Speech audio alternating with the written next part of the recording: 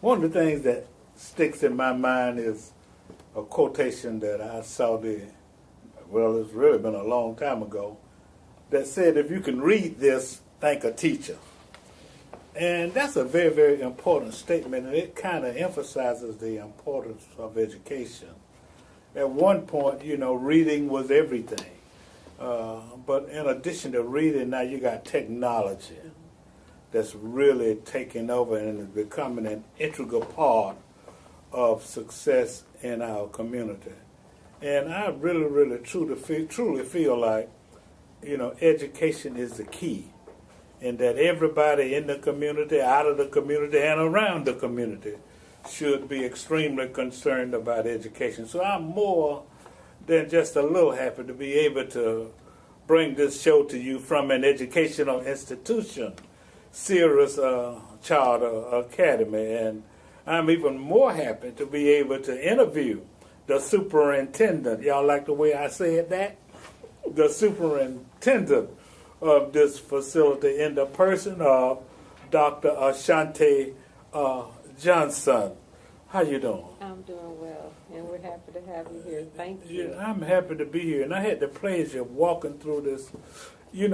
I'm a teacher. I taught school. A lot of people don't know that, but by desire, by nature, by training, by ambition, and a lot of other things, I'm truly and very interested in education and in young people, and full well realize the importance of education for the advancement of our community, because some of them can be doctors and scientists and things of that nature. So first of all, before we talk about the school and STEAM, we're going to talk about what STEAM means.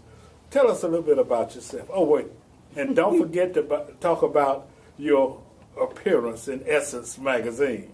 Okay. Thank you. So I have a PhD in oceanography. I'm from Dallas, Texas. I've always been committed to not only being active in science and STEAM, but helping others, particularly underrepresented minorities. And so I have a track record from being on faculty at various universities, Georgia Tech, Savannah State, University of South Florida, most recently at University of Texas, Arlington, where I was the administrator, assistant vice provost, and a professor. But in the midst of all of that science, then there was always a commitment to give back. I'm a child of the 70s. And so in the 70s, that's what we taught. As you lift as you climb, right? Right. And so with that, there was always, if I learn, how can I help somebody else? If I'm getting better, how can I help somebody else? So that was something that was instilled in me very young by my parents. And so with that, I've been able to be successful in getting over $15 million in grants to help underrepresented minorities in STEM. And so I have been successful and been recognized by that in several things, including this most recent issue of Essence magazine, where I've been identified as one of the new guard in STEAM. And also another highlight for me was last year when I represented the United States in Cambodia for their Science and Engineering Festival. So the Department of State contacted me, and they said, we'd like for you to go represent the United States. Wow.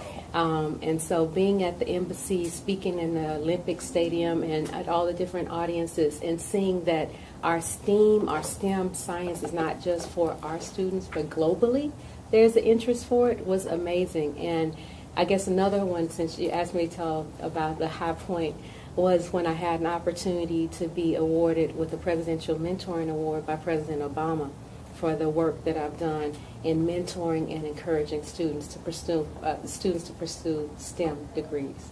So that's so outstanding, and congratulations. I feel almost undeserving to be sitting here with someone who has all of those kinds of accomplishments and honors. Well, I see you fluctuating between STEM and STEAM. So a lot of people really don't realize the importance, particularly in today's society, the importance of STEM and STEAM. One of them has an A, the other one doesn't. So talk a little bit about that. So when I'm saying STEM, I'm saying science, technology, engineering, and math. Cirrus Academy is a STEAM school, which is science, technology, engineering, arts, and math. And I will tell you that the arts helps make better STEM.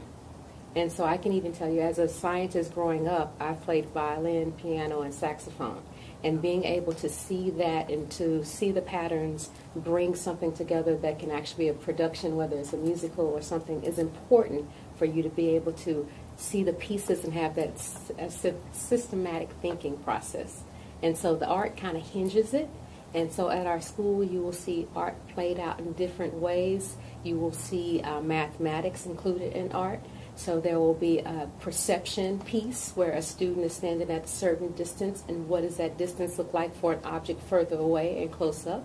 And so we try to infuse that. And so with that, it also gives us the ability to express ourselves. So we have very talented students who are gifted in math or gifted in engineering or technology, but they also are artistic. And so they find themselves not only in our robotics group, or they're playing drums, or they're playing violins. So it's able to bring meet the need of the complete student. That's so very. And talk a little bit about why that's important, today and in the future. And I know I've heard it being purported that one of the reasons that the United States lags behind some other countries is because we are not at the same level, with those countries in STEM. So talk a little about why it's important that STEM becomes an intricate part of a young person's education. Well, and I'll go at it from when you talked about the United States and their positioning not being the leader anymore.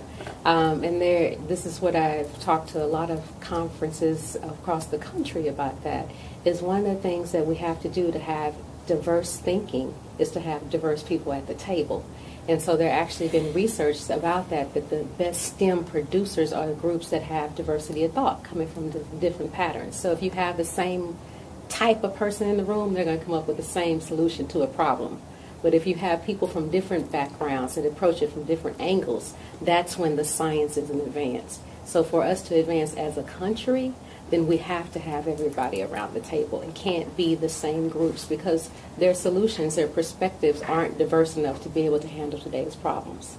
And so then when you look at our students, then you look at the world opening up to them, because STEM really doesn't see a color. STEAM doesn't see a color. If you're a good mathematician, if you're good at technology, if you have an interest, if you can have those opportunities, you can still be successful. So that's what we're here at Cirrus, is to have people have the foundation, but also get the students instilled in their minds that with the opportunities, they can succeed, and that's what we're preparing them for. Well, talk a little bit about the activities in those particular disciplines in science, technology, engineering. You talked a little about art, with how it encompasses what you're doing. But speak more specifically, if you would, about what happens in the school's endeavor to instill, these disciplines in the young people.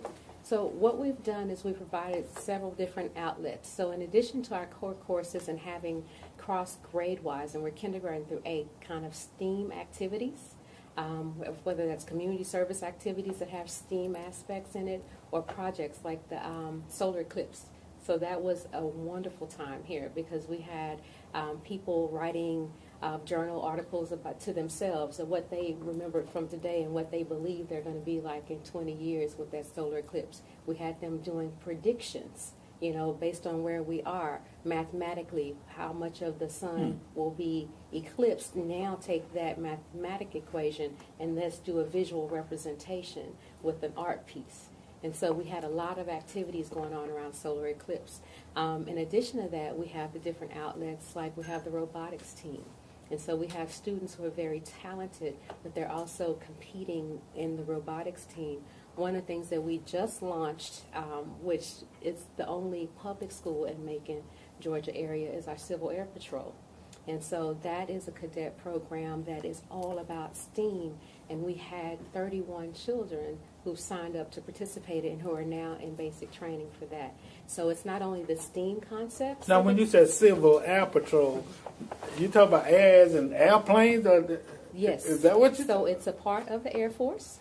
Wow. And so it's unlike another cadet program or ROTC program where students are drilling and getting campus experience. This is an experience for them where they will actually be called out to service with Red Cross and FEMA and emergencies and things. It's an opportunity for them not only to learn the discipline of steam and aerodynamics and everything else, but if they actually get 10 flights within the cockpit with the pilot and 10 flights like in the air? And then 10 glider flights. And they continue on that path. They start in 6th grade, and by the time they're 14, they can get their pilot's license. So we're looking at opening up the world to our students. Wow. And involved in that is also character building. So they had a lesson on integrity. They'll have lessons on bullying. They'll have lessons on teamwork. And so there's always the leadership components, the character building, and the STEAM expertise, and the opportunity to have unique skill sets that will allow them to stand head and shoulders above the next group of Wow, students. that is so exciting and so phenomenal, and I'm sure that there are literally thousands of young people in this community who would be a part of that. We're going to take a quick break, and then we're going to come back and talk more specifically about, I always want to call it Cirrus, but it's Cirrus, Cirrus Academy, and, you know, a lot of the great things that you all are doing over here. This is a call to action. A call to action. I'm your host, Alex Habersham, interviewing Miss Ashanti, Dr. Ashanti Johnson, Superintendent, Cirrus Academy. We'll be right back. Hello, welcome to Cirrus Academy. My name is Dr. Ashanti Johnson. I'm the superintendent, and we're happy to have you here.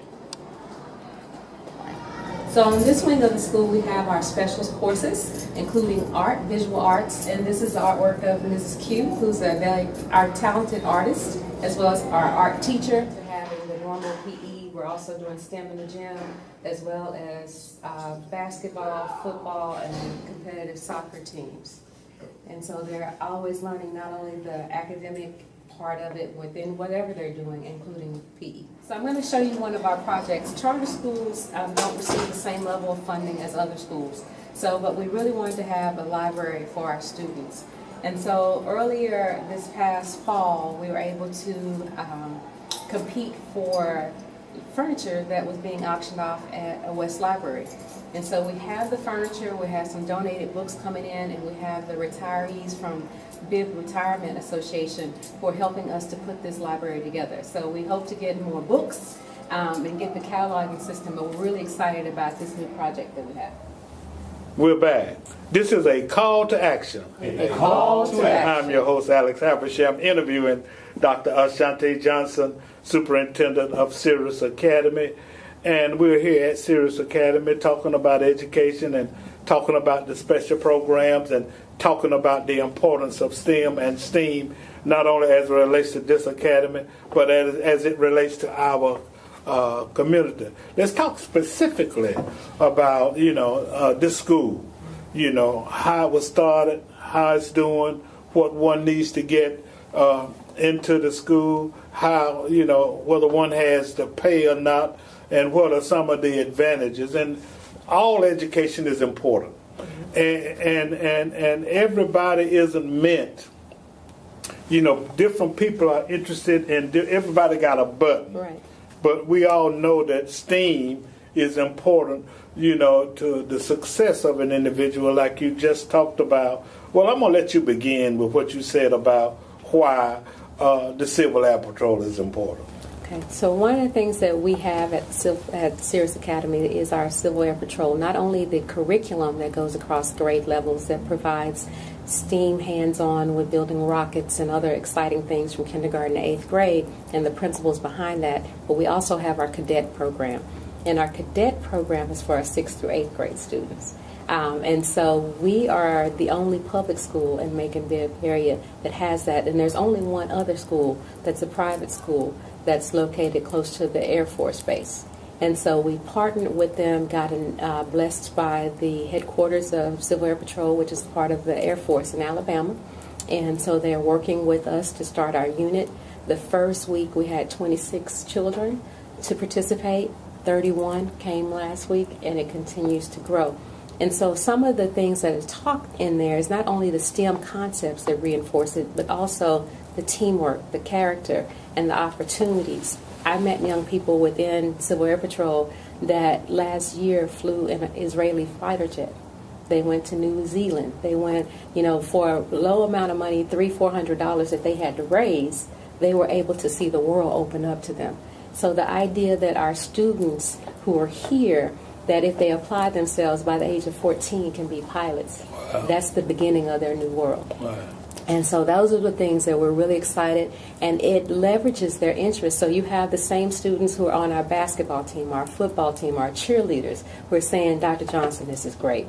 So not only are there the athletes and they're the scholars, now they're seeing a different path for themselves. So we're really excited about that. And within our school, we try to find opportunities for different students and their interests. So we have a broadcasting club, and so there are students who are involved in that.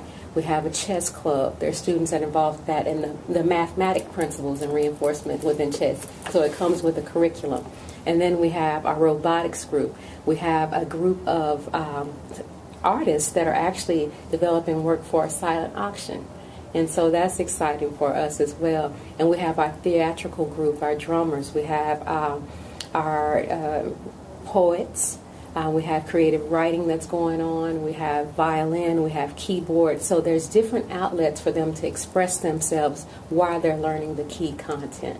And so that's what we provide here, an opportunity to grow, to learn, and to be creative. Now, you said public school, so this is a public school. It is a choice school, public school, tuition free. Okay. Now, what does one need to do in order to be able to come here? So there's an application process online or in the office, and you complete the application, and based on our placement as far as class sizes go, then it comes to first come, first serve. Okay, do you have room for any more? With all this excitement, you're not busting out the seams yet. So this is what I would say would be the strategy. We are starting to accept applications for next school year, for 2018-19. However, in order to be able to guarantee a spot, there are some spots open now. So there have been some students who are transferring in our school this academic year, so they'll have their position locked in for next year. And so that's the smart strategy. Okay, now if somebody out there is interested in either getting his or her child into school, if somebody out there is interested, be it an individual, a company, a corporation, or a hospital, what could he or she do in order to support the school? So we have a couple of different things that we're doing. So we have some wonderful supporters, and I have to say that we have both some private supporters as well as the church community. So we have 12 churches who've been just wonderful, and they've even helped to provide the transportation for our students to go out to Civil Air Patrol. Wow. We've had another group, Men About Change, who's providing the meals for them, because Civil Air Patrol practice is from 6 to 9 o'clock. So we don't have the students go home. So they have a long day on Thursdays. They end at 3, we do homework, then we roll out, and they get back here at 9:30 at night. And so with that, we have opportunities now, and I actually, if you look, and we talked about our library, so we're very blessed to have the start of a library, and for a charter school that's unique because the budget is not there. So we were able to get some furniture from West Library that was closing down, but to really be able to bring that up, then it requires some more sponsorship. There are other projects around the school, including the playground. We'd like to get, we have plenty of land, but we need to get it ready and prepared to play our own football and our own soccer games on our property. And so there are different things that we are asking for assistance. Let me interrupt you now. I know some people, some site developers, and I want to say this publicly, okay, who know how to operate backhoes and things of that nature. So would you allow them to come in and prepare your grounds for football and soccer if they wanted to donate it? We would, and we're a 501c3, and so they could also get that tax credit for doing that. But we definitely are looking for support of the community. One thing I've always said, that, we all need to give back, and I try to do that constantly. So if there's someone out there, let me see, there's a camera over there. I want to look at it. if there's someone out there who is interested in contributing or helping or volunteering or making a donation to this fine institution, then be sure to call. You can call me at the school. Okay, what's the number? By going to the website. Okay, well. And so the website address is www.cirrusacademy.org. And so that'll have all our contact information, but we're really friendly. So we just suggest you come on by, and we'll always make time to talk with you. Well, that would be the easier way to do that also. How about your staff? Mm-hmm. You know, let me tell you what I purport. I don't know, Doc, I don't know whether that's a real word or not, but I'm going to say it. I don't know whether the context is right. But I purport that education depends largely on your teachers, you know, and let me tell you why. How much time I got, Andrea? Okay, I'll say it quickly. When I was teaching, you know, there would be a student who would come into somebody else's class and just act up. But then when they would come into my class, they'd be a perfect gentleman, a perfect lady. Well, it's the same student. So what that implies is that it's the teacher, you know. So we'll talk about your staff. And let me say this before you say that. I noticed that you had a lot of men over here. Yes, sir. Yes, I call them the men of Cirrus. So one of the things that we did this year, we're very proud of, we have about 11 males on staff, and that has been a world of difference for us. So not only are they coaches, but social studies teacher, other teachers in different capacities. So they're teaching the content, but also when there needs to be a discussion, a men-only discussion, then we've had the men talk with our boys in our building. When we need to have that kind of conversation, it's not just, wait, let's call your dad. But, okay, you're on the football team, or you're in Mr. Josie's social studies class, or you're in Mr. Pierre's music class. Let's go ahead and talk to them, because they need to have that role modeling.